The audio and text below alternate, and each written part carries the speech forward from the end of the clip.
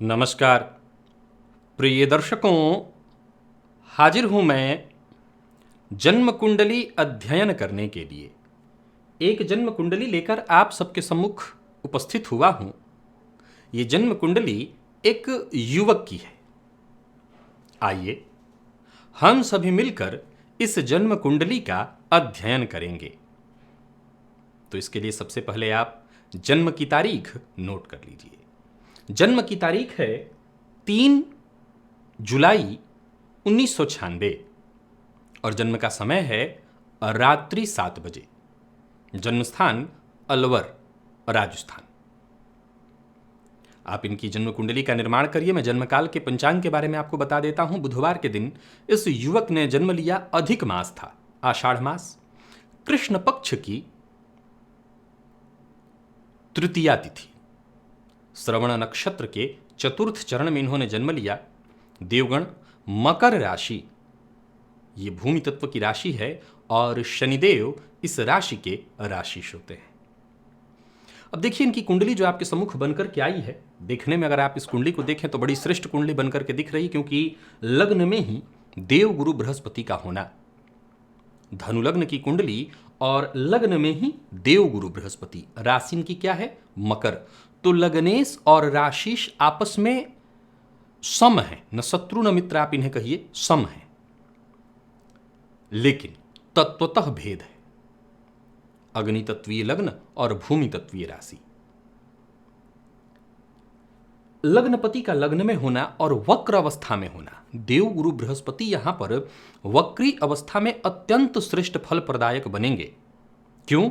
क्योंकि ये स्वराशि में बैठे हैं। तो यहां पर स्वराशि होने के कारण हंस योग का निर्माण होगा।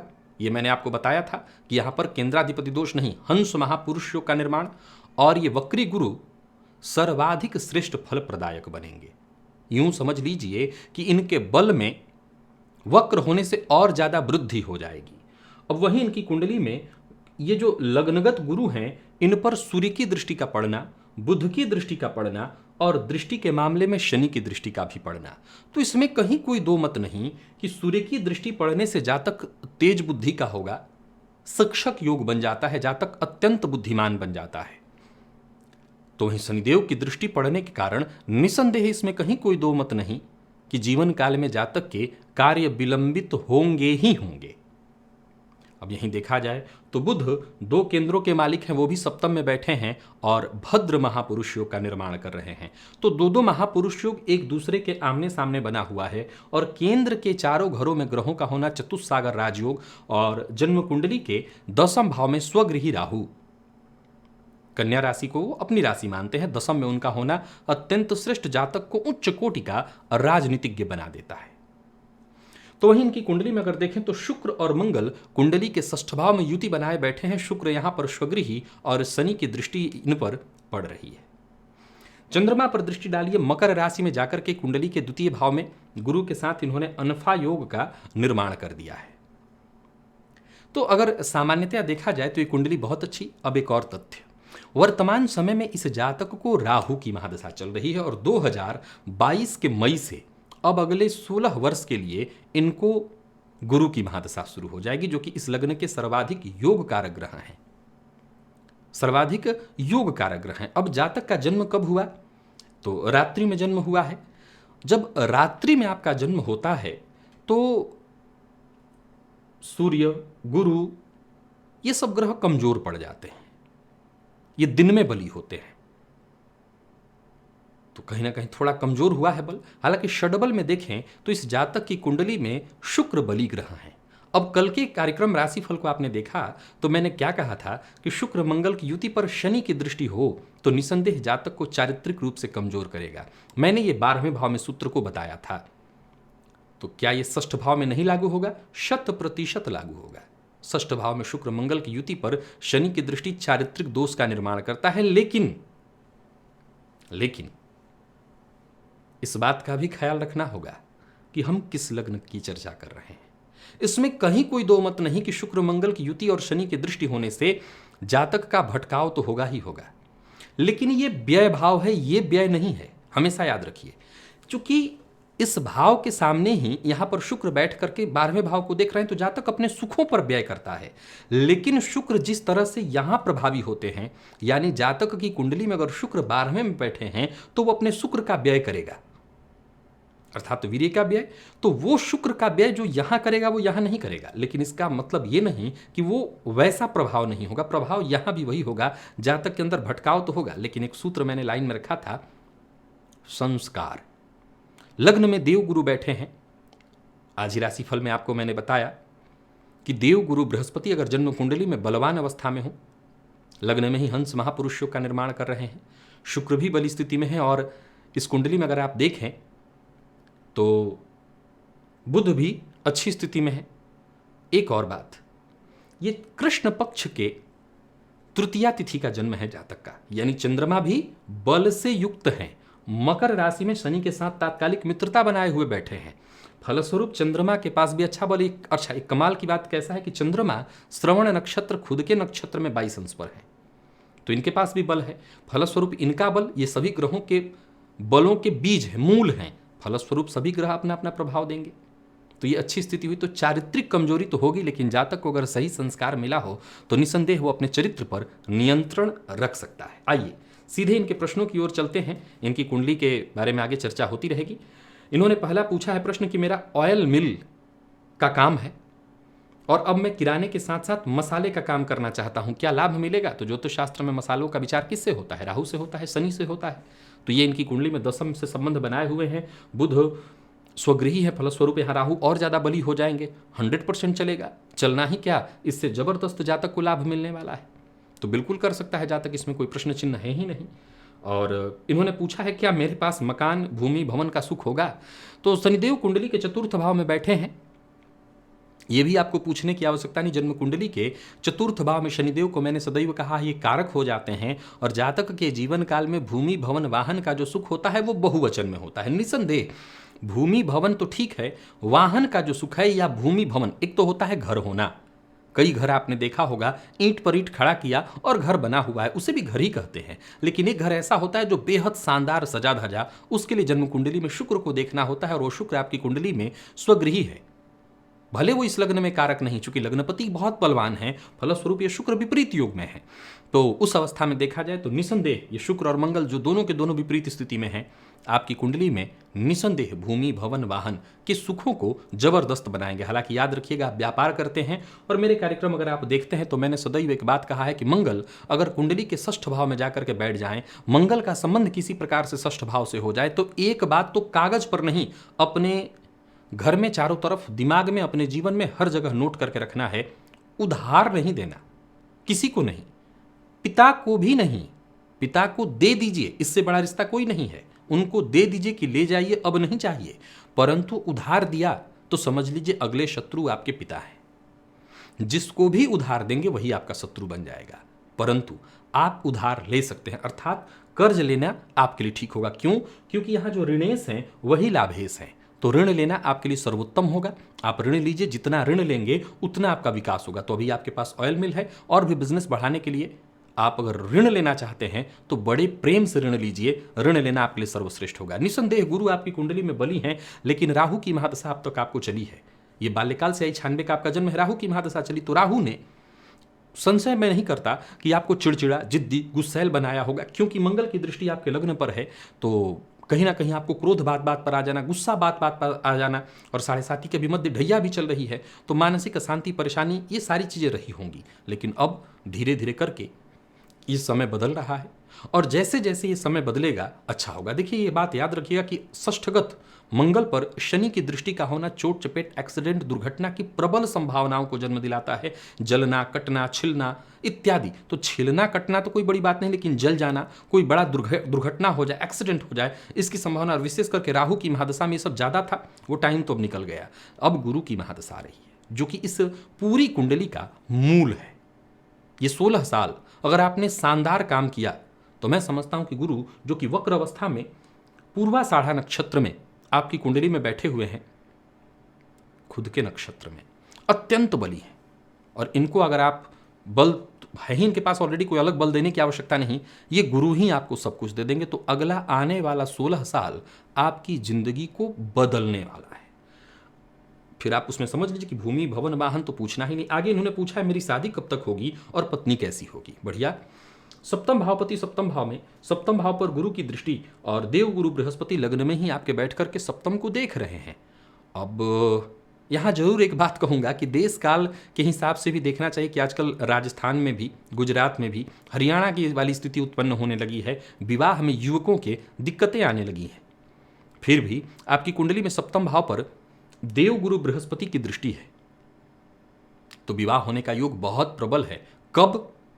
तो देव गुरु अगर देखा जाए तो सप्तम भाव में बुध स्वगृही हैं, तो बाल्यकाल में विवाह कराने का काम करते हैं। यानी विवाह बहुत बड़ी उम्र में नहीं कराते, कम उम्र में करा देते हैं। तो अगर आप विवाह समय पर करना चाहते हैं, घर परिवार आपका राजी है और समय पर करना चाहें, तो आपके पास दो विकल्प है। एक तो इसी वर्ष तय हो जाए और अगले वर्ष में आपका विवाह हो जाए, या अगले वर्ष में तय हो सकता है, अगले विवाह वर्ष में विवाह नहीं होगा, फिर सन 2023 में विवाह का बहुत अच्छा योग बनेगा, वहां पर जाकर के आप विवाह कर सकते हैं। आपने पूछा है पत्नी कैसी होगी, सप्तम पति बुध सप्तम भाव में ही बैठे हैं, सो बहुत अच्छी, इसमें कहीं कोई संशय नहीं। सप्तम भाव पर देव गुरु बृहस्पति की दृष्टि पड़ रही है, सो मैं समझता हूं आपका वैवाहिक जीवन भी लगभग ठीक दिखाई पड़ रहा है, इसमें कहीं कोई दिक्कत नहीं है। शुक्र षष्ठ भाव में बैठे हैं, सो मेरे इस बात को मूल मंत्र के रूप में याद रखिएगा। इसमें कहीं कोई दो मत नहीं कि मैंने ये सिद्ध किया कि चारित्रिक दुर्गुणता आएगी, लेकिन बचाव का जो एकमात्र मूल मंत्र है वो देवगुरु बृहस्पति हैं आपकी कुंडली के लग्न में बैठे हुए। यही आपके चरित्र पर तालाबंदी कर सकते हैं, यही आपके चरित्र को नियंत्रण में रखेंगे और यही आपको बचाएंगे। अगर आपके माता पिता भी देख रहे हैं इस कुंडली को, तो मैं चाहूंगा कि अब बस बहुत समय इंतजार न करें, और अगर और कोई आपसे ऊपर नहीं है विवाह के लिए, तो आपकी शादी अवश्य हो जानी चाहिए। बहुत विलंबित होना या विलंब करना आपको मुश्किल में डालेगा। शुक्र और मंगल की युति कुंडली के षष्ठ भाव में और इनकी दृष्टि 12वें भाव पर, यह फंसाएगा, गलत चरित्र में पड़े, गलत कामों में पड़े। कई बार क्या होता है कि युवक बच्चे कम उम्र से ही कमाने में, काम धाम करने में लग जाते हैं, तो ये अच्छा होता है। राहु ने कहीं ना कहीं शिक्षा डिस्टर्ब की होगी, लेकिन राहु ने गलत संगति भी दी होगी। कई मित्र भी ऐसे दिए होंगे जो गलत ही आदतों वाले होंगे, गलत आदत आपको दिए होंगे।